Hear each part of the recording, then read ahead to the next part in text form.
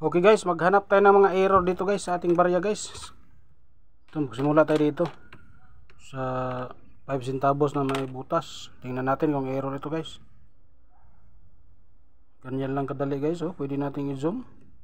So hindi maganda yung camera natin. Wala namang error guys. Tingnan natin sa likod. Naman sa harap 2007 ang napakagandang kondisyon. Kaya lang hindi naman siya error. Wala namang nakitang mali sa kanyang mga lettering. Ito, malawa. Tingnan natin to. Zoom natin guys para makita natin. 2002. Ayan guys, sinizoom natin. So makikita na natin kung anong pagkaka-error. So sa tingin ko wala namang nangyaring error, pero medyo manipis ng konti yung ating lettering dito sa babaw, ang Republika ng Pilipinas. So tingnan natin sa kabila guys. So maganda pala ito, gagamitin natin guys. Ayan, dito sa likod. Ayan, pwede pala sa cellphone lang, kahit hindi tayo gumagamit ng ito, ganito ang tawag dito, yung salamin natin. So mayroong mga konting mga kalawang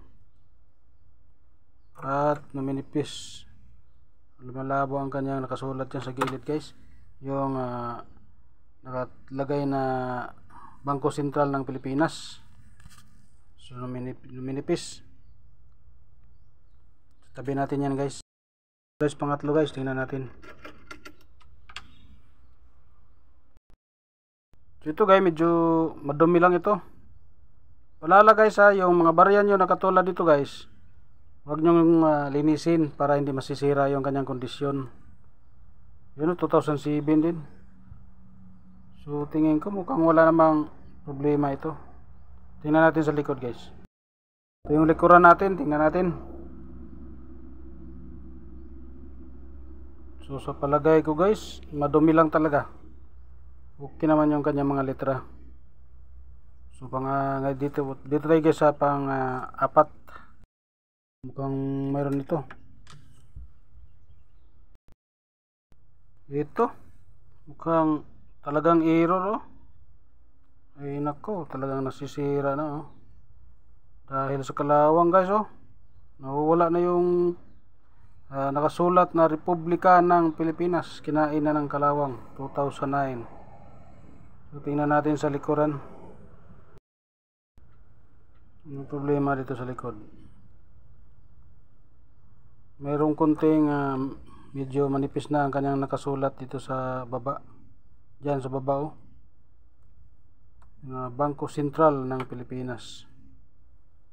So yun guys, ang sa harap ang medyo ang daming problema, kinainan ng kalawang. So error na yan guys, hindi gawa ng tao yan guys, dahil yan sa matagal nang napabayaan sa lupa, kaya ganun ang nangyari nan.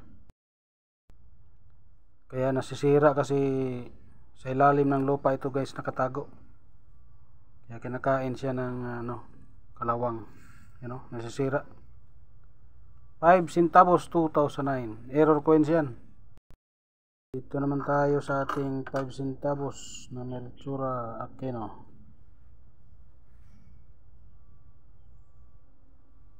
Ayun. Ganon din, parang galing sa ilalim ng lupa ito guys, oh. Mayroong mga bubbles. Yan, ang kakain yan na kalawang na rin. So nawawala na yung color brush nya. Tingnan natin sa likod guys. Ito yung sa likuran, talagang nasisira na guys, oh. So siguro kung linisan natin yan, magagasgasan yan, sisira yung kanyang kondisyon. Guys, para sa inyong kaalaman guys, kung hindi nyo pa nakikita doon sa ating mga selling online, pwede kayong bumisita guys doon sa ating mga selling online guys. Alam nyo ba guys, doon sa ating carousel selling online, mayroong barya doon guys na umabot ng 200,000 pesos guys. 5 piso lang yun guys. Mayroon siyang multiple error. Kabilaan. Kaya umabot ng 200,000 pesos ang kanyang halaga.